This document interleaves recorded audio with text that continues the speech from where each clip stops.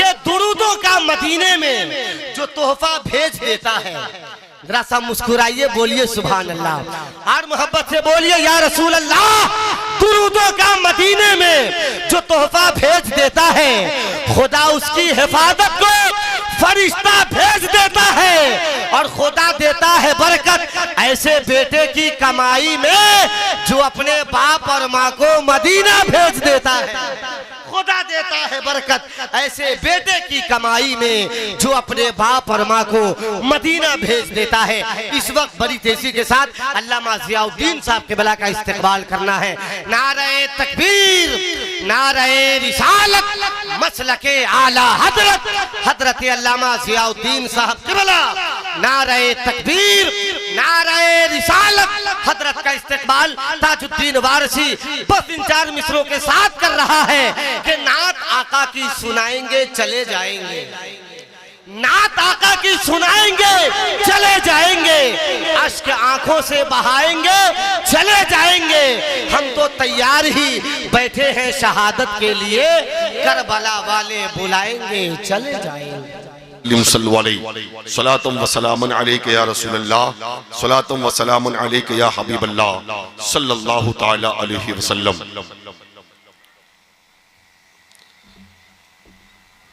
मैं मुतमईन हूँ,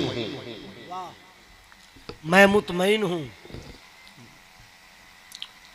टेंशन कोई नहीं, प्रॉब्लम कोई नहीं, परेशानी कुछ नहीं। मैं मुतमईन हूँ। क्यों? शफाअत मेरे रसूल की है। मैं मुतमईन हूँ, शफाअत मेरे रसूल की है। ये तोहफा है इस जलसे का, ये शेर जरा जोर से बोले ना।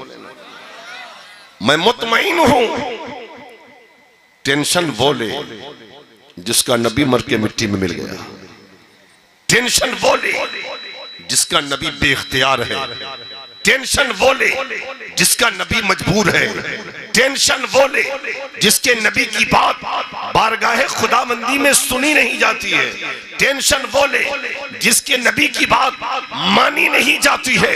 हमारा अकीदा तो ये है, मेरा रसूल महबूबों का महबूब है, वो महबूब खुदा। और इस अकीदे के साथ हम कहते हैं कि हम सलाम पढ़ते हैं अपने घर में, मुस्तफा सुनते हैं मदीने में। वाह वाह वाह वाह।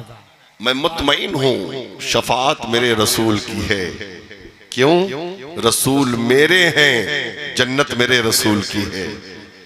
रसूल मेरे हैं, जन्नत में। देखिए एक बात तो है कि हम ऐसे ही आपको तकरीर नहीं सुनाएंगे, कम से कम अल्लाह की किबरियाई, उसकी पाकी, उसकी हम्दो सना, अपने नबी की नबूवत और रिसालत का ऐलान और इकरार ये करना जरूरी है।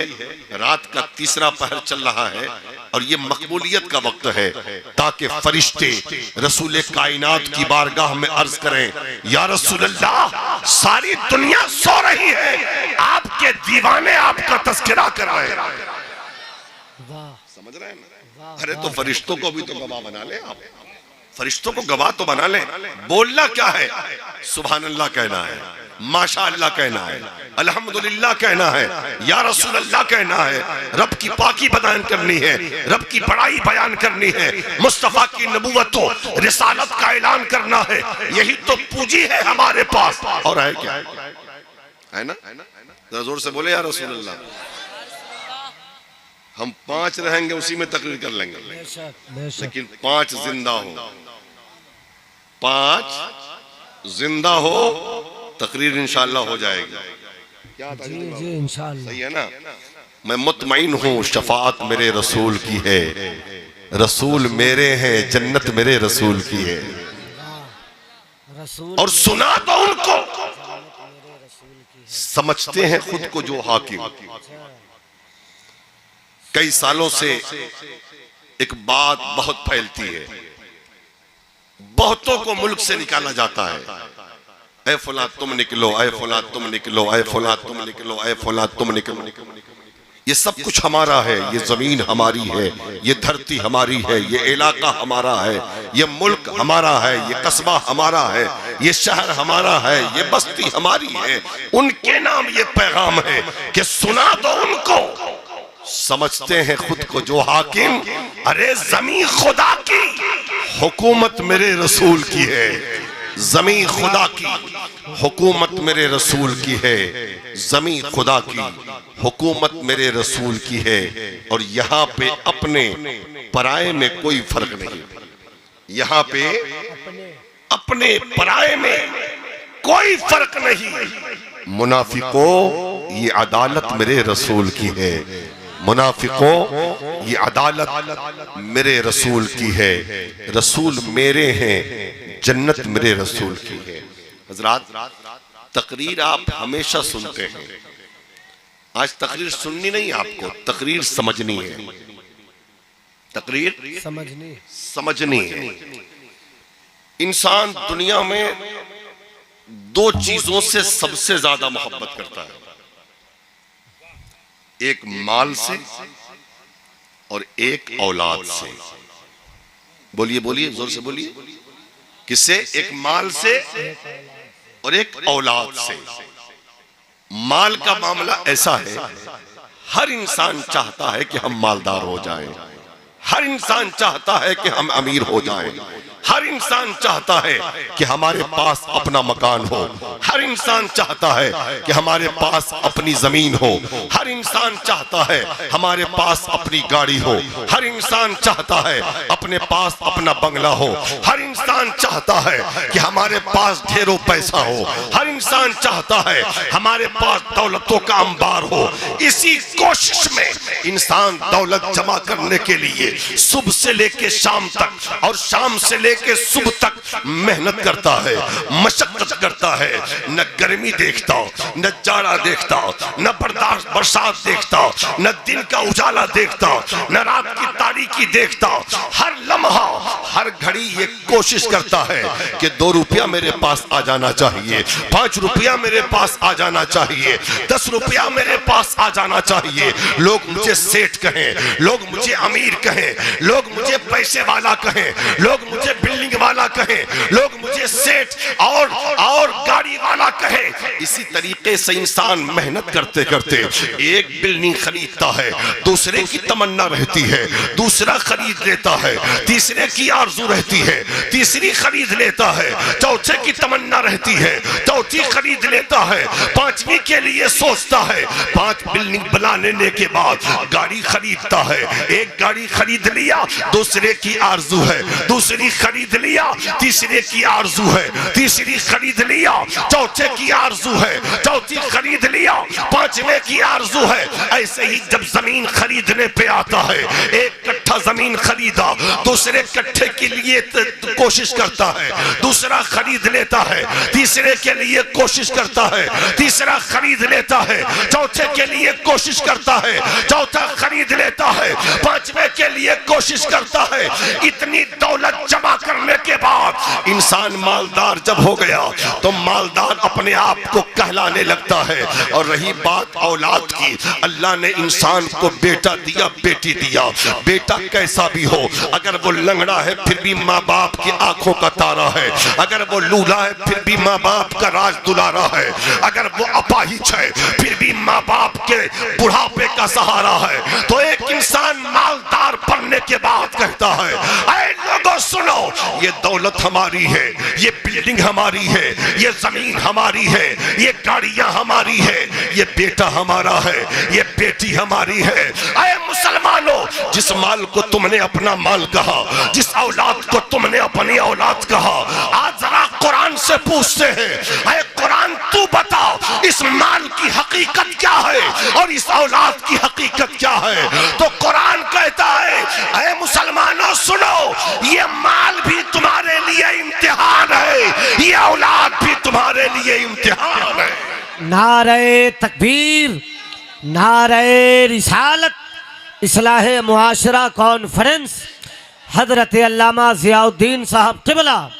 नारे तकबीर, माशाअल्लाह, बहुत मालदार अच्छे। बनने के बाद आम सुभान तौर अल्लाह, पे सुभान इंसान के अल्लाह। अंदर तकब्बुर आने लगता है, गुरूर आने लगता है, घमंड आने लगता है। आवाज आती है इंसान, गुरूर करने की जरूरत नहीं है, घमंड करने की जरूरत नहीं है। सुन, जिस माल को तुमने अपना माल कहा है, जिस बिल्डिंग को तुमने अपनी बिल्डिंग कहा है, जिस गाड़ी को तुमने अपनी गाड़ी कहा है, जिस जायदाद को तुमने अपनी जायदाद कहा है, और जिस बेटा को तुमने अपना बेटा कहा, जिस बेटी को तुमने अपनी बेटी कहा, जिस औलाद को तुमने अपनी औलाद कहा है, सुन, ये अमानत के तौर पर वक्त मुतय्यना के लिए तुझे अता कर दिया गया। रब जब चाहेगा ये माल भी तुमसे छीन लेगा, और जब चाहेगा तुम्हें औलाद भी लौटानी होगी। बेशक, बेशक। समझ लो। और अगर मालदार बनने के आमतौर पे होता है भाई, अगर पैसा वाला हो गया, दौलत वाला हो गया, रुपया वाला हो गया, हाँ, लोग सेठ कहने लगे, लोग अमीर कहने लगे, तो इंसान इतराने लगता है। क्या करने लगता है? इतराने लगता है। अब क्या है कमी? मैं तो बाबू बन गया, मेरे पास दौलत का अंबार है, मेरे पास बेशुमार जमीन, मेरे पास कई कई गाड़ियां, सोने चांदी की कमी नहीं, पैसों पे हम सोते हैं। आवाज आई? इतराना मत, घमंड मत करना। बात समझ में आ रही है? नींद आ रही है क्या? बात समझ में आ रही है? इतराना मत।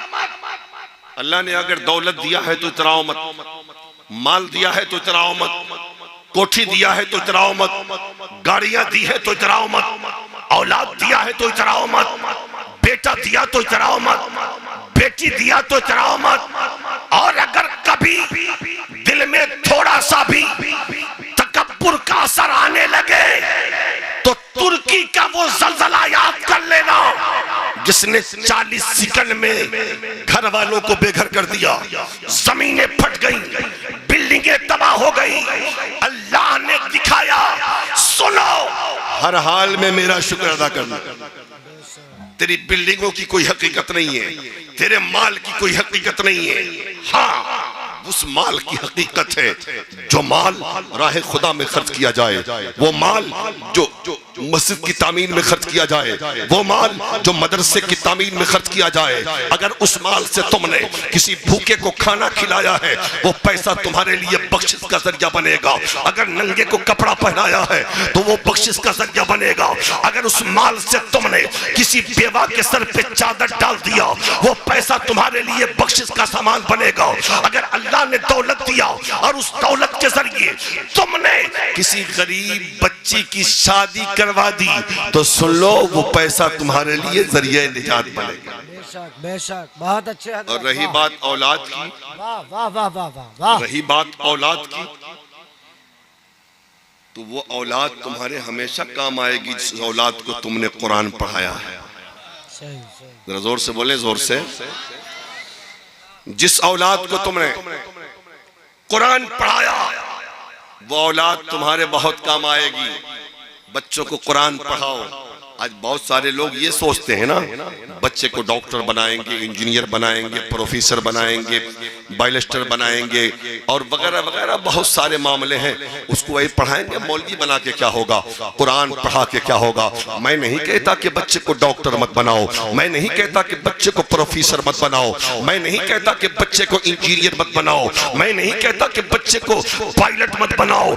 बच्चे को सब पढ़ाओ, और सबसे पहले बच्चे को कुरान पढ़ाओ। जहां पे डॉक्टर की डॉक्टरी खत्म हो जाएगी, जहां पर इंजीनियर की इंजीनियरिंग खत्म हो जाएगी, जहां पे ये दुनियावी चीजें दम तोड़ देगी, वहीं पर मुकद्दस कलाम तुम्हारे काम आने वाला है।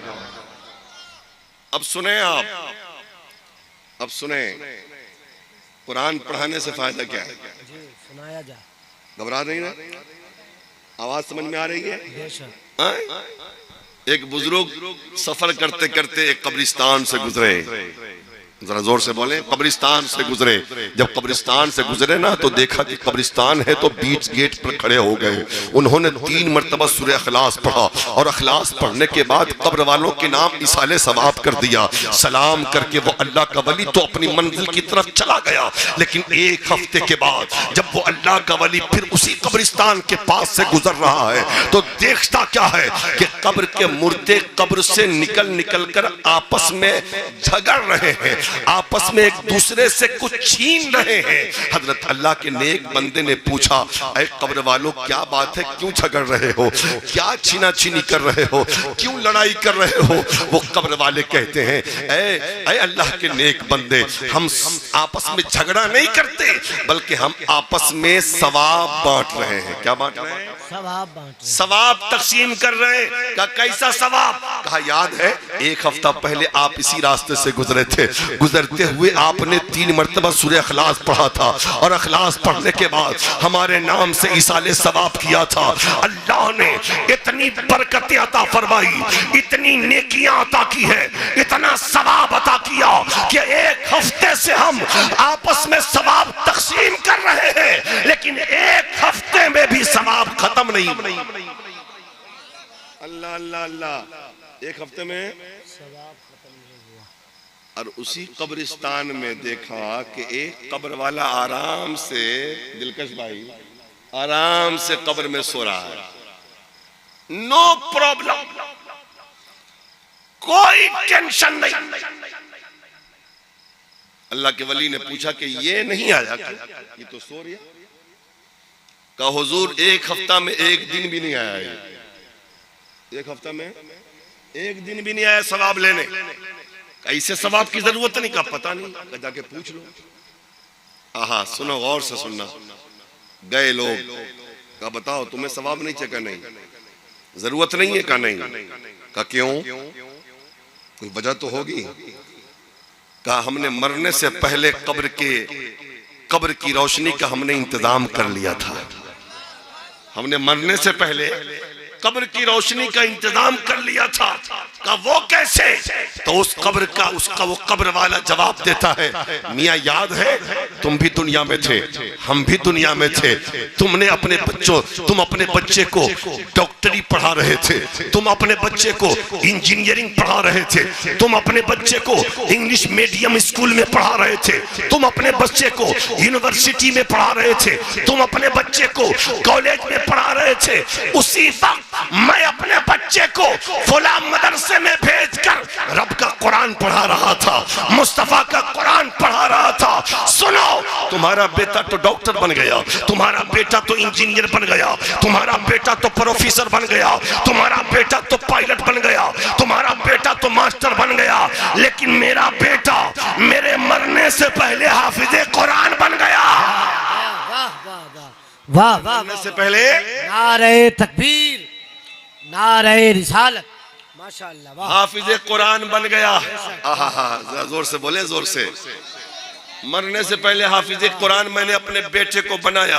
मैं तो दुनिया से चला गया, मैं तो मर गया, लेकिन सुनो, मेरे बेटे ने मस्जिद में इमामत नहीं की, मदरसे में पढ़ाया नहीं, बल्कि बिजनेस करना शुरू किया। इसी शहर के एक शहर में फुला जगह पे मेरे बेटे का एक होटल है। आज कोई मदरसे से मौलाना पढ़ के निकलता है ना, और अगर कोई बिजनेस कर ले, कोई कारोबार कर ले, आज कोई हाफिज़े कुरान अगर तिजारत की तरफ अपना रुख मोड़ता है तो ये कौम ताने देती है, इस मौलवी को क्या हो गया है? पढ़ा था तो इसे मदरसे में पढ़ाना चाहिए था, या मस्जिद में इमामत करना चाहिए था। ये तिजारत करने की जरूरत क्या है? ये दुकान खोल के बैठने की जरूरत क्या है? ये होटल खोल के बैठने की जरूरत क्या है? ऐ शहीद आजम कॉन्फ्रेंस में आने वाले इस्लाम के शहजादों, मैं तुमसे पूछना चाहता हूँ, बताओ ये तिजारत करना किन की सुन्नत है? बिजनेस करना किन की सुन्नत है? आप कहोगे मेरे आका की सुन्नत है। तो बताओ, जब एक आलिमे दीन, एक हाफिज़े कुरान, एक नाइबे रसूल जब तिजारत करेगा, नबी की सुन्नत अदा करेगा, सच्चाई के साथ, अमानत के साथ तिजारत करता नजर आएगा। वाह वाह वाह वाह। कब्र वाला क्या कहता है मालूम है? तो कब्र वाला क्या कहता है? सुन लो मियां, पैगाम सुभान अल्लाह। कब्र वाला कहता है, मैं तो अपने मौलाना लोगों से कहता हूं, अब आगे बढ़ो। मौलाना बन गए, हाफिज बन गए, कारी बन गए, अच्छी बात, लेकिन जरूरी नहीं कि मौलाना बनने के बाद मस्जिद में इमामत की जाए। जरूरी नहीं कि मौलाना बनने के बाद मदरसे में किताबें पढ़ाई जाए, बल्कि तिजारत भी मौलाना कर सकता है, कोई बात नहीं। क्यों करना जरूरी है पता है? अब हम अपने उलमा से कहते हैं कि आप खुद कफील बनिए, अमीर बनिए, सेठ बनिए। अब साइकिल पे चलने का दौर नहीं है, 4 व्हीलर पे चला करो मियां, ठीक है? बिजनेस से पैसे कमाओ। अब आप कहोगे मौलाना आप तो ऐसी बात कर रहे हैं कि सारी मस्जिदें खाली हो जाएंगी, सारी दरसगाहों में ताले लग जाएंगे। हमने कहा इतना बेवकूफ मौलवी हमें समझा है कि हम मस्जिद में ताला लगवा दें, हम मदरसे में ताला लगवा दें। सुनो, मैं कह इसलिए रहा हूं कि मेरी कौम गरीब है ना? गरीब है तभी तो 7,000 तनख्वाह देती है इमाम को, है ना? शादी में 50,000 का फटाका ये फोड़ती है कौम, और इमाम की तनख्वाह 5,000, 6,000, 7,000। गरीब ही तो है। सही सही।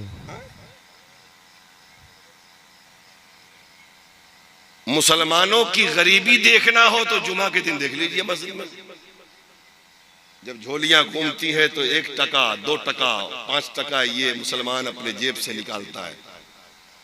हाँ? और अमीरी देखनी है तो देख लें, शादियों में देखें क्या उड़ाता है पैसा। और कोरोना ने तो सबको गरीब बना दिया, मौलवी के लिए, है ना? अभी उत्तराखंड में कव्वाली का प्रोग्राम हुआ है दिलकश भाई, लगभग 20 लाख रुपए एक रात में खर्च हो गए। कितने? 20 लाख। 5 लाख में तो 2 पार्टी कव्वाल के, दो सेट कव्वाल 2.5 लाख रुपए लेके आए थे। 5 लाख ही हो गए। बाकी डेकोरेशन वगैरह इंतजामात, उसके अलावा जो पैसे कव्वालों पे लुटाए गए वो सब मिला के एक तखमीना बताया गया कि 20 से 22 लाख रुपया एक रात में मुसलमानों ने उड़ा दिया। अब बताओ, जो कौम एक रात में 20 लाख कव्वालों पे लुटा दे, क्या वो कौम गरीब है? नहीं ना? लेकिन फिर भी सिक्का तलाशती है ये कौम मस्जिद में जुमा के दिन। तो मैं इसलिए कह रहा हूं अपने उलमा से कि बिजनेस करें आप, अगर इस लायक है तब, और पैसे कमाएं। नमाज तो पढ़नी है ना? बिजनेस करके अगर मोहल्ले वाले गरीब हैं तो फ्री इमामत करें मस्जिद में। अल्लाह ने आपको दे दिया, मदरसे में कुरान फ्री में पढ़ाएं, किसी तनख्वाह की जरूरत नहीं है, लेकिन पहले अमीर बन जाएं। अब चंदा लेना नहीं, चंदा देने वाला बने। समझ रहे हैं ना? जब मदरसे में एक कमरा बनाने की बात आए तो चंदा रसीद लेके चंदा काटना नहीं है, लो मैं बनवाता हूं। सुभान अल्लाह, सुभान अल्लाह। हम ये पैगाम अपने उलमा को देते हैं, अल्लाह कबूल फरमा ले। तो मैं अर्ज ये कर रहा था कि उस कब्र वाले ने कहा कि फुला इसी शहर में फुला जगह पे मेरे बेटे का होटल है। जब मेरा बेटा सुबह होटल खोलता है, काउंटर पे बैठता है तो साथ में कुरान खोलता है, और कुरान खोल के कुरान की तिलावत शुरू करता है। अल्लाह अल्लाह, कुरान की तिलावत शुरू करता है, दिन भर कुरान पढ़ता, और रात में जब होटल बंद करता है कुरान मुकम्मल करता है, और मुकम्मल करने के साथ मेरे नाम से ईसाले सवाब करता है। अब बता, जिसका बेटा रोजाना मुकम्मल कुरान पढ़ के अपने बाप के नाम से ईसाले सवाब करता हो, उसको किसी गैर के सवाब की जरूरत क्या है? बेशक बेशक। समझ रहे हैं ना? इसलिए सब कुछ पढ़ाइए, अपने बच्चे को कुरान पढ़ाइए। सुन रहे हैं? घबरा तो नहीं रहे हैं? अपने बच्चे को कुरान पढ़ाइए। और एक बात और बता दूं डॉक्टर बनाइए, इंजीनियर बनाइए, प्रोफेसर बनाइए, पायलट बनाइए, सब कुछ बनाइए, लेकिन सबसे पहले अपने बच्चों को दीनदार बनाइए। अपने बच्चों को क्या बनाइए? दीनदार बनाइए। और सिर्फ दीनदार मत बनाइए, इसलिए कि बहुत सारे ऐसे दीनदार हैं दुनिया में जो गुमराह हो गए। बहुत सारे दीनदार डॉक्टर गुमराह हो गए, दीनदार इंजीनियर गुमराह हो गए, दीनदार प्रोफेसर गुमराह हो गए। बहुत सारे ऐसे जो गुमराह हो गए हैं। बल्कि मैं तो कहता हूं अपने बच्चों को दीनदारी के साथ साथ खतीब अहले सुन्नत खलीफा हुजूर शेर बिहार हजरत अल्लामा व मौलाना अजहरुल कादरी साहब क़िबला की आमद हो रही है। नारे तकबीर, नारे रिसालत, मसलके आला हजरत फैज़ान हुजूर शेर बिहार हजरत अल्लामा अजहरुल कादरी साहब क़िबला। नारे तकबीर। बढ़ जाइए, बढ़ जाइए, बढ़ जाइए। देखिए, खड़े होने का मौका मिलता है ना तो लोग खिसकना बड़ा अजब हाल है भाई, समझ रहे हैं?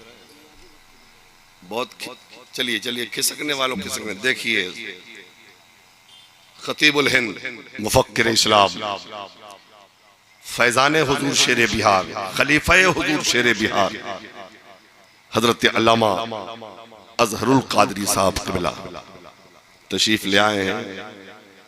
फिर भी लोग नहीं मान रहे हैं। आज तो इन लोगों ने सोच लिया है कि हमको भागना ही है, जाना ही है, रहना नहीं है। समझ रहे हैं ना? तकरीर खत्म कर दें हम, किया जाए। आप ही तो एक दो चार आदमी सुन रहे हैं, इसीलिए तो कर भी रहे हैं। समझ रहे हैं ना? ये भाई लोग भी हैं बगल में, चलिए। हाँ, अपनी अपनी किस्मत है। देखिए देखिए, आइसक्रीम रात में भी लोग खा रहा है। हाँ, देखिए, आइसक्रीम की दुकान पर, उधर पान वान की, चाय की, चाट की दुकान भी शायद है। हाँ, चलिए, बहरहाल जरा मोहब्बत से बोले। इमाम साहब बहुत मेहनत कर रहे हैं, देख रहे हैं, सुरमा लगाए कितने खूबसूरत नजर आ रहे हैं। माशाअल्लाह, क्या बात है। हाँ, अल्लाह सलामत रखे। हाँ, सुन रहे, जरा मोहब्बत से बोले और जरा प्यार से। मैं कह रहा था अपने बच्चों को दीनदार बनाए, साथ में अपने बच्चे को आशिक रसूल बनाए। आपका बेटा डॉक्टर भी हो, आशिक रसूल भी हो। आपका बेटा इंजीनियर भी हो, आशिक रसूल भी हो। आपका बेटा प्रोफेसर भी हो, आशिक रसूल भी हो। आपका बेटा मौलाना भी हो, आशिक रसूल भी हो। आपका बेटा मुफ्ती भी हो, आशिक रसूल भी हो। इसलिए कि आपने देखा होगा बेशुमार डॉक्टर गुमराह हो गए, बेशुमार इंजीनियर गुमराह हो गए, बेशुमार प्रोफेसर गुमराह हो गए, बेशुमार मौलवी गुमराह हो गए, बेशुमार मुफ्ती गुमराह हो गए, बेशुमार पीर गुमराह हो गए। जब आपका बेटा डॉक्टर भी होगा और आशिक रसूल भी होगा, इंजीनियर भी होगा, आशिक रसूल भी होगा, प्रोफेसर भी होगा, आशिक रसूल भी होगा, आलिम भी होगा, आशिक रसूल भी होगा, दुनिया के किसी कोने में चला जाएगा, सब काम करेगा, उसकी मोहब्बत भी सलामत रहेगी, उसका इश्क भी सलामत रहेगा। अल्लाह सबसे बड़ा, अल्लाह के बाद सबसे बड़ी जात कोई है तो हमारे आका की है। और सुनो, अगर मदीने वाले से करीब होना और अपना सीना मुस्तफा का मदीना बनाना है तो दुरूद शरीफ पढ़ा करो। अल्लाह की रहमतें चाहिए, दुरूद शरीफ पढ़ो। रिस्क में बरकतें चाहिए, दुरूद शरीफ पढ़ो। घर में खैर का नुज़ूल चाहते हो, दुरूद शरीफ पढ़ो। मुआशरे की कामयाबी चाहते हो, दुरूद शरीफ के आदी बन जाओ। अपने बच्चों को दुरूद पाक का आदी बनाओ। जब आपका बेटा या आपकी बेटी दुरूद पाक की आदी होगी या आदी होगा तो सुन लो, वो सच्चा आशिक रसूल बनेगा, उसका सीना मुस्तफा का मदीना होगा। आप दुनिया से चले जाओगे कब्र में, लेकिन जमीन पे रहकर जब वो नबी के इश्क का डंका बजाएगा तो उसे भी मुबारकबाद पेश की जाएगी। कब्र में फरिश्ते तुम्हें भी मरहबा मरहबा कहेंगे। हजरात, आशिक रसूल बनाओ। अब देख लीजिए आज का हाल क्या है। आज मैट्रिक में पढ़ने वाले बहुत सारे बच्चे ऐसे हैं जिसे ये पता नहीं है कि वो उम्मत किसकी है, उसे कलमा याद नहीं है, उसे नमाज का तरीका याद नहीं है। ये बुनियादी चीजें हैं। आप कहते हैं कि मौलाना बताते नहीं, मौलाना की सुनते कहाँ हो? जहाँ शायरी होती है सुनते हो, जब एक आलिम तकरीर करने के लिए बैठता है तो तुम चाय की चुस्कियों में जाते हो, बीड़ी सिगरेट पीने के लिए जाते हो। मस्जिदों में जुमा में खिताब इमाम का होता है, उस दिन भी तुम सबसे बाद में जाते हो। अगर खुदा न खास्ता पहले पहुंच गए तो तुम बातों में लगते हो। मौलवी की सुनते कब हो? आलिम की बात सुनोगे जिंदगी में इनकलाब आएगा। मैं नहीं कहता नात मत सुनो, हम नात भी सुनेंगे और उलमा के जरिए मुस्तफा का पैगाम भी सुनेंगे। अगर समाज की सलाह चाहते हो, अगर मुआशरे की तरक्की चाहते हो, अगर औलाद का भला चाहते हो तो तुम्हें उलमा का खिताब सुनना होगा, तब जाके तुम्हारी जिंदगी में इनकलाब आएगा। वाह वाह वाह वाह वाह वाह वाह वाह, समझ रहे हैं? माशाअल्लाह, वाह, सुभान अल्लाह सुभान अल्लाह। बात चली है इसकी, बस थोड़ी देर घबराए मत। बात चली है इसकी और दुरूद पाक की। हम बताएं, मेरी माँ बहनों तुम भी सुनना। एक किताब है दुरूद शरीफ की, सुन लो गौर से। कम 2 दिन जलसा सुने हो आप, अब कोई पूछ दे कि क्या जलसा से सुन के आए हो तो कुछ तो याद रहना चाहिए ना। समझ रहे हैं? कुछ तो याद रहना चाहिए। एक किताब है दुरूद शरीफ की, जिस किताब का नाम है दलाइलुल खैरात शरीफ। क्या नाम है? क्या? दलाइलुल खैरात शरीफ। उसमें 800 दुरूद पाक है। कितना? 800। वो शुरू भी दुरूद शरीफ से है और खत्म भी दुरूद शरीफ पर है। सिलसिले चिश्तिया के बुजुर्ग आज भी उस किताब को वजीफे के तौर पे पढ़ते हैं। क्या? वजीफे के तौर पे पढ़ते हैं। और सुनो, खुशखबरी सुन लो, मेरे सरकार, मेरे पीरो मुर्शिद सरकार तादुश्शरिया का जिस दिन विसाल हुआ मक्के मगरिब, ये मोतबर खबर है कि बादे असर असजद मियाँ दलाइलुल खैरात शरीफ ही पढ़कर सरकार ताजुश्शरिया को सुना रहे थे। जरा जोर से बोले। और ये भी सुनो, सरकार ताजुश्शरिया उस किताब के हाफिज थे। सुभान अल्लाह सुभान अल्लाह। और बुजुर्गों ने फरमाया, अगर दुआएं कबूल नहीं होती है, परेशान हो, बीमार हो, तमन्नाएं पूरी नहीं होती है, मुसीबत से दो चार हो, समझे ना, तो आज जो तुम बाबा बाबा के चक्कर में पड़ते हो ना, 20-20 उंगलियों में जिसकी अंगूठियां हो उस बाबा के चक्कर में, औरतों की तरह जिसके बाल हो उस बाबा के चक्कर में, जो एक वक्त की नमाज न पढ़ता हो उस बाबा के चक्कर में, जो झूठ बोलता हो उस बाबा के चक्कर में, जो मसलके इमाम अहमद रजा का मुखालिफ हो उस पीर और बाबा के चक्कर में, उसके चक्कर में पड़ोगे, जितनी बरकतें होंगी वो भी चली जाएंगी। मस्जिद के इमाम को 10 रुपया नजराना नहीं है। क्या कहने, वाह, समझ रहे हैं ना? 10 रुपया मौलवी की चिरागी आंख में न बढ़ सकी। समझ रहे हैं? हुजूर एक इमाम साहब की जगह गए, बिल्कुल देखिए मेंबर शरीफ है, झूठ नहीं बोल रहा हूँ, सच्चाई है। वो बेचारा नया नया इमाम साहब, उस मस्जिद के सामने एक अमीर आदमी का घर था, हर जुमरात को फातिहा कराता था। तो उसने जुमरात के दिन कहा पहली बार कि हजरत चलिए आप नए नए आए हैं, मेरे घर फातिहा पढ़ दीजिए, ठीक है? तो वो इमाम साहब ने सोचा यार ये पैसे वाला आदमी है और इसके यहाँ जरा ठीक ठाक से फातिहा पढ़ेंगे तो नजराना ठीक ठाक मिलेगा। तो बजाय 10 मिनट के आधा घंटा तक बहुत कुछ पढ़ा बंदा और फातिहा पढ़ के निकला। तो इमाम साहब ने कहा कि हो गया जनाब? कहा बहुत लंबी फातिहा पढ़ी आपने, पहले के इमाम लोग तो इतनी लंबी फातिहा पढ़ते नहीं थे। कहा नहीं नहीं अरे क्या बात है, हम अच्छे से फातिहा पढ़ते। कहा ठीक है चलिए। मुसाफा किया, रूम में बेचारे आए तो देखा कि हाथ में 2 रुपए का सिक्का है। चिरागी में क्या है? नजराने में 2 रुपए का सिक्का है। पलट क्या है? कहा क्या जनाब यही आज के दौर में? कहा मौलवी साहब रुक जाइए। अब समझ में आया कि पहले के इमाम साहब लोग 5 मिनट में कैसे ही फातिहा करके निकल गए।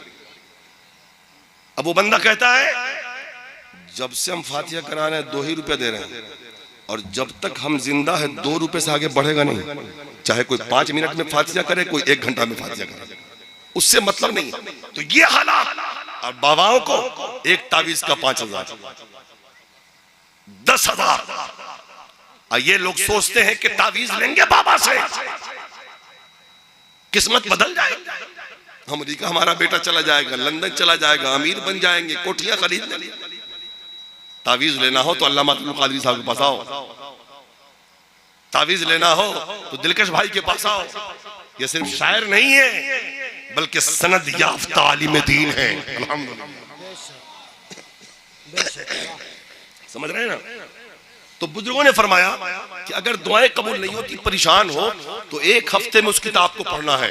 उस किताब में बाब बांधा हुआ है, सोमवार से शुरू करना, सोमवार को इतना, मंगल को इतना, बुध को इतना, जुमरात को इतना, जुमा को इतना, शनिचर को इतना, इतवार को इतना, फिर सोमवार को इतना।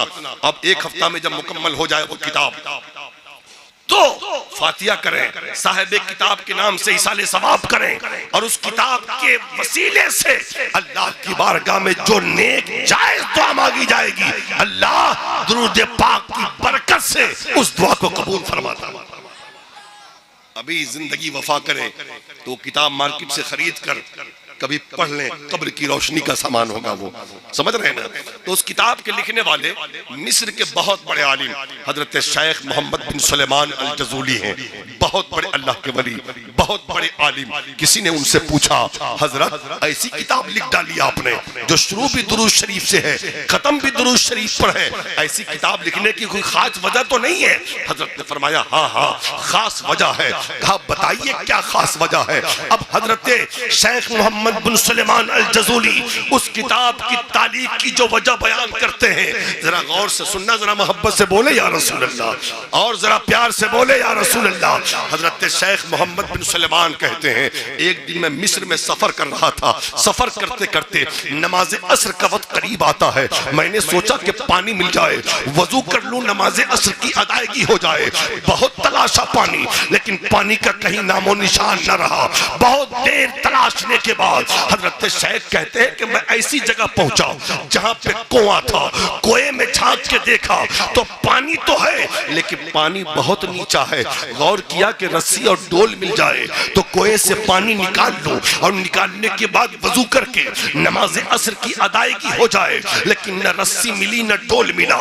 इसी सोच में पड़े हुए थे। हजरत शेख कहते हैं उसी कुएं से सटा हुआ एक मुसलमान गरीब का घर था। मैं जब सोच में पड़ा हुआ था तो मैंने देखा कि एक 7 साल की बच्ची उस घर के छत पे खेल रही है। जब उस 7 साल की बेटी ने मुझे मुतफक्किर पाया, मुझे सोच में पाया, तो उस 7 साल की शहजादी मेरी तरफ मुखातब होती है, और मुखातब होने के बाद कहती है, ए चचा बताएं कौन है आप, कहां से आए हैं आप, किस लिए खड़े हैं आप, क्या चाहिए आपको, क्या सोच रहे हैं आप। वो नाम से तो पहचानती थी हजरत शेख को, लेकिन चेहरे से नहीं जानती थी, नाम से जानती थी। हजरत शेख मोहम्मद बिन सुलेमान कहते हैं, बेटा वजू के लिए पानी चाहिए। कहा कुएं में पानी नहीं है? कहा कुएं में तो पानी है, लेकिन रस्सी डोल के बगैर पानी निकल नहीं सकता, रस्सी डोल नहीं है। हजरत शेख से वो 7 साल की बच्ची कहती है, चाचा ये बताएं आप कौन है, आपका नाम क्या है? हजरत शेख मोहम्मद बिन सुलेमान कहते हैं, बेटी मुझे शेख मोहम्मद बिन सुलेमान अल जजूली कहा जाता है, मुझे शेख मोहम्मद बिन सुलेमान अल जजूली कहा जाता है। इतना सुना उस बच्ची ने, वो चौंक गई। वो कहती है, चचा आप वही शेख मोहम्मद बिन सुलेमान अल जजूली हैं जिनके इल्म का चर्चा पूरे मिस्र में है, जिनके फजल व तकवा का चर्चा मिस्र की शाहराहों पर है, जिनकी विलायत के चर्चे और जिनकी करामतों का जिक्र मिस्र की गलियों में है। हाँ हाँ बेटा, मुझे वही शेख मोहम्मद बिन सुलेमान अल जजूली कहा जाता है। इतना सुनना के बाद हजरत शेख से वो 7 साल की बच्ची अर्ज करती है, चचा ये बताएं आप इतने बड़े आलिम हैं, इतने बड़े अल्लाह के वली हैं, और कुएं से आपको पानी भी निकालना नहीं आता। हजरत शेख कहते हैं, बेटा कुएं से पानी तो निकलता, लेकिन पानी उस वक्त निकलता जब रस्सी और डोल होते, तब तो पानी निकलता। यहाँ पे रस्सी भी नहीं है और डोल भी नहीं है, पानी निकले कैसे? माशाअल्लाह कि इस इलाके के हजरत हैं, हाँ, लेकिन इसका मतलब ये नहीं है कि आप बार बार ना देखें। जितना मौका मयसर आए ना, हजरत के चेहरे की ज़ियारत करें आप। हाँ, समझ रहे हैं ना? सुन रहे आप? जरा मोहब्बत से बोले या रसूल अल्लाह। तो बच्ची कहती, चचा इतने बड़े आलिम हैं आप, अब कुएं से पानी निकालना नहीं आता? तो हज़रत शेख कहते हैं बेटा पानी तो निकलता लेकिन रस्सी डोल चाहिए, कुएं का पानी बहुत नीचा है। तो वो बच्ची कहती है 7 साल उम्र है, हमारे घरों में भी 7 साल 6 साल की बच्चियां हैं। वो 7 साल की बच्ची कहती है चचा मैं बताती हूं बगैर रस्सी डोल के कुएं से पानी निकलता कैसे है। हजरत शेख मोहम्मद बिन सलमान अल जज़ूली कहते हैं कि मैंने देखा कि वो बच्ची छत से नीचे ना आई बल्कि छत के ऊपर ही रहकर उसने अपना चेहरा कुएं की तरफ किया और कुएं की तरफ करने के बाद उसने अपना थूक कुएं में डाल दिया। मेरी नजर ने देखा जो ही उसका थूक कुएं के अंदर जाता है, देखता क्या हूं कि उसके थूक की वजह से कुएं का पानी उछल कर ऊपर से बहने लगा।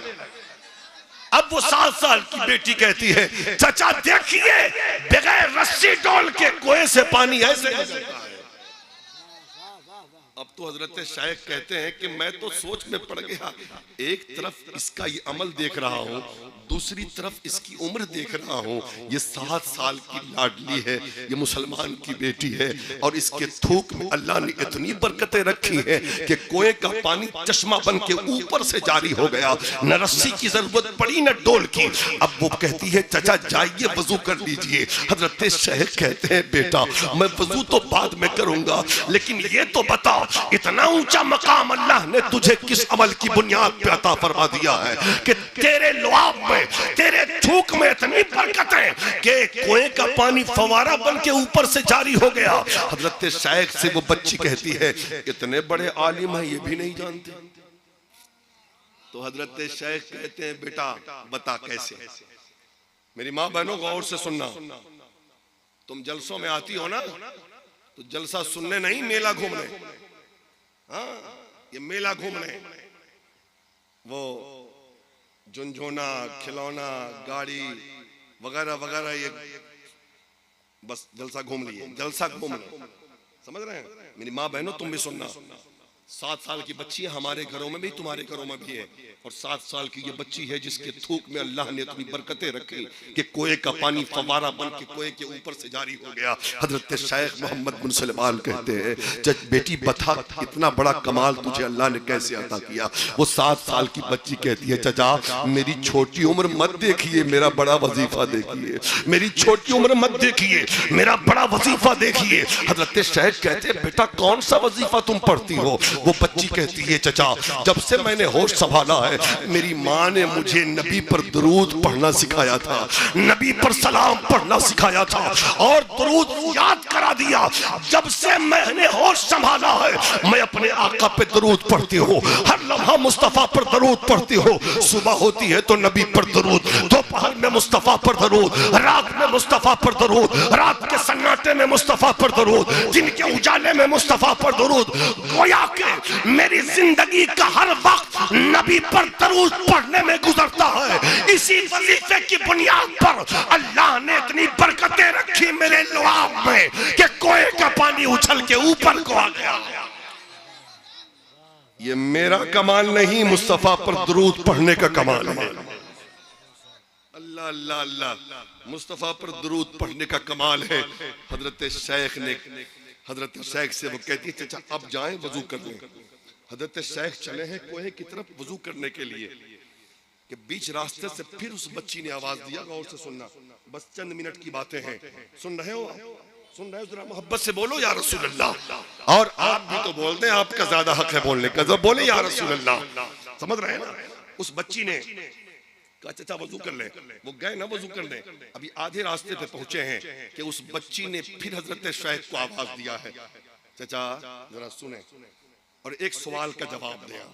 हजरत शेख फिर आ गए, अल्लाह के वली हैं, बहुत बड़े आलिम हैं पूरे मिस्र में, जिनके इल्म फजल का चर्चा है, जिनकी विलायत की शोहरत है। वो हजरत शेख करीब आए और आने के बाद जो सवाल उस बच्ची ने किया है जरा गौर से सवाल सुनना और फिर जवाब सुनना। वो बच्ची कहती है चचा जरा आप बताएं क्या आप उन्हें जानते हैं? सवाल सुन के मचले, मैं तन्हाई में जब इस सवाल सोचता हूं तो मचल जाता हूं। वो कहती है बच्ची चचा क्या आप उन्हें जानते हैं जिन पर दुरूद पढ़ने से अल्लाह इतना ऊंचा मकाम अता फरमाता है। क्या आप उन्हें जानते हैं? सवाल बहुत बड़े वली से, बहुत बड़े आलिम से। हजरत शेख कहते हैं, बेटी मैं जानता तो जरूर हूं उन्हें, लेकिन लगता है कि तू मुझसे ज्यादा उन्हें पहचानती है। तू बता दे वो कौन है जिन पर दुरूद पढ़ने से अल्लाह इतना ऊंचा मकाम अता फरमाता है। वो 7 साल की बच्ची कहती है, चचा बता दूं कौन है वो? हाँ बेटी बता कौन है वो? चचा बता दूं कौन है वो? हाँ बेटी बता कौन है वो? चचा बता दूं कौन है वो? हाँ बेटी बता दे कौन है वो? अब वो 7 साल की जो बच्ची वो जवाब देती है, सुन ले। वो बच्ची कहती है, चचा चचा वो रहमत वाले मुस्तफा हैं, वो करीम आका हैं, वो रहमत वाले रसूल हैं, जो जंगलों में चले जाते हैं तो जंगल के दरिंदे भी अपनी झाड़ियां छोड़कर जिनके दामने रहमत से लिपट जाया करते हैं, जिनके दामने करम से लिपट जाया करते हैं, वो रहमत वाले मुस्तफा हैं, जिन पर दुरूद पढ़ने से अल्लाह इतना ऊंचा मकाम अता फरमाता है। समझ रहे हैं? वो रहमत वाले मुस्तफा हैं। हजरत शेख कहते हैं, मैंने वहीं पर खड़े होकर ये तहैया कर लिया, ऐसी किताब लिखूंगा जो शुरू भी दुरूद शरीफ से हो, खत्म भी दुरूद शरीफ पर हो। अब वो किताब लिख दी गई। आपसे कहूंगा कि आप, अब इसका मतलब ये नहीं हाँ कि बस याद रख लें, मौका आए तो किताब खरीदें और दुरूद शरीफ की आदी बने, दुरूद शरीफ के आदी बने। दिल पाक होगा, जबान पाक होगी, नजरें पाक होगी, दिल में, घर में रहमतों का नुज़ूल होगा, मुआशरे में बरकतों का नुज़ूल होगा। हजरात बहुत सारे मामलात हैं, अपनी बच्चियों को दीन सिखाएं आप। आज हमारे हालात इतने बिगड़ते जा रहे हैं, हमारा समाज, हमारा मुआशरा बिल्कुल एकदम बर्बादियों की तरफ है। हमारी नौजवान नस्लों को पता नहीं कुरान क्या है, नमाज क्या है, हाँ इबादत क्या है, रोजा क्या है, वो तो अपनी दुनिया में मगर रहता है। आज के हालात ऐसे हैं, अगर इस पर कंट्रोल ना हुआ और इनको दीन ना सिखाया गया तो हालात बहुत ज्यादा बेकाबू हो जाएंगे। इसलिए मुसलमानों में आपसे गुजारिश करूंगा, अपने घर में दीन लाइए। आखिर जुमला, अपनी बच्चियों के अंदर दीन लाइए। और जहां पर आपने अपनी बच्चियों को कभी नाविल ला के दिया, कभी गाने की किताबें, कभी कहानियों की किताबें, कभी फिल्मों की किताबें ला के दी, समझ रहे हैं ना? अब कभी तौफीक ना हुई आज तक कि अपनी बेटी को आप सैयदा खातून जन्नत की सीरत की किताब ला के दें, हजरत आयशा सिद्दीका की सीरत की किताब ला के दें, नहीं हुई ना? तो अब तहैया करें कि आप मार्केट जाएं, सीरत आयशा की किताब, सीरत सैयदा की किताब ला के दें और बेटी को ला के कहें, बेटी पढ़, ये सैयदा खातून जन्नत की सीरत की किताब है, इसमें सैयदा का बचपना भी है, इसमें सैयदा की जवानी भी है। मालूम पड़ेगा कि कबले शादी सैयदा अपने बाबा के घर में कैसे जिंदगी गुजारती थी और बादे शादी सैयदा हजरत अली के घर में कैसे जिंदगी गुजारती है, और बादे शादी हजरत सैयदा ने हसनैन की परवरिश कैसे की, अपने शौहर अली की फरमाबरदारी कैसे। समझ रहे हैं ना? जरूरत है अपनी बच्चियों के अंदर दीन लाएं, अपने बच्चों के अंदर, आने वाली नस्लों के अंदर मुआशरे की इस्लाह। जलसे 1 मरतबा साल में करते हैं आप, 2 साल में करते हैं आप, लेकिन जरूरत इस बार अपने उलमा से करीब आए आप। तकरीर सुनने का मौका मिले ना तो सुना करें आप, नात सुनने का मौका आए तो नात भी सुना करें आप। मस्जिद में 1-आधा घंटा पहले जाएं ताकि जुमा का खिताब हमारा आलिम जो करे ना उसको गौर से सुने, कुछ सीखने का मौका मिले, ताकि कुछ जिंदगी में इनकलाब आए। समझ रहे हैं? लेकिन आज कुछ लड़के ये भी कह देते, अरे मौलवी साहब तो वही पुरानी बात करते रहते हैं ना, अब तो यूट्यूब का ज़माना है, फेसबुक का ज़माना है, हम लोग तो सब यूट्यूब फेसबुक पे सुन लेते हैं, सारी जानकारी उसी से हासिल कर लेते हैं। मैं कहा मियाँ, अगर सिर्फ किताबें रख लेने से कोई आलिम हो जाए ना तो सबसे बड़ा आलिम कुतुब खाने वाले को होना चाहिए जो किताबें छापता है, ठीक है ना? समझ रहे हैं? फेसबुक सब जानते हैं। हज़रात, ये मदरसे जो बने हैं ना, इस्लाम की नशत सानिया का दूसरा नाम मदरसा है। आज मस्जिदों में जो आवाजें गूंज रही हैं अल्लाहू अकबर की, ये मदरसों की देन है। मस्जिद में इमाम नजर आता है, ये मदरसा देता है, मुक्तदा ये मदरसा देता है, रहबर ये मदरसा देता है, पेशवा ये मदरसा देता है। मदरसों की तरक्की बहुत जरूरी है। जलसा सस्ता करें आप, मदरसे को मजबूत करें आप, समझ रहे हैं ना। अगर मदरसा बचा है तो मस्जिद भी बची है, मदरसा बचा है तो खानकाह भी बची है, मदरसा बचा है हमारा मुआशरा भी बचा है। आज देख लो, मस्जिद पे पाबंदी नहीं, खानकाह पे पाबंदी नहीं, मजार पे पाबंदी नहीं, सारी पाबंदियां मदरसे पे। इसलिए वो जानते हैं कि सब कुछ है मदरसा, मुस्तफा का घर है। समझ रहे हैं ना। जलसा तो कम पैसे से भी हो जाएगा ना। क्या जरूरत है हम 40,000 का खतीब बुलाएं, क्या जरूरत है हम 50,000 का शायर बुलाएं। हराम का है पैसा, क्या जरूरत, कोई जरूरत नहीं। क्या 40,000 का खतीब और शायर आकर क्या करेगा, क्या करेगा। नाज शरीफ पढ़ेंगे, कितना अच्छा पढ़ ले, दिलकश भाई से अच्छा नहीं पढ़े। जी वाह, सही। आज जो 40-50 लेते हैं ना, इनको सुन के वो पढ़ना सीखे। समझ रहे हैं ना। इसलिए पैसे बचाकर मदरसों का ताउन करवाओ। गांव में कोई गरीब बच्ची है तो उसकी शादियों का इंतजाम करवाओ, कोई बेवा है तो उसकी खबर रखो आप। समझ रहे हैं। अपने इमाम को खुद कफील बनाओ, अपने उलमा को खुश रखो, नमाजों की पाबंदी करो, चेहरे पे दाढ़ी सजाओ, सर पे टोपी सजाओ, आशिक रसूल बनो और दुरूद पाक के आदी बनो।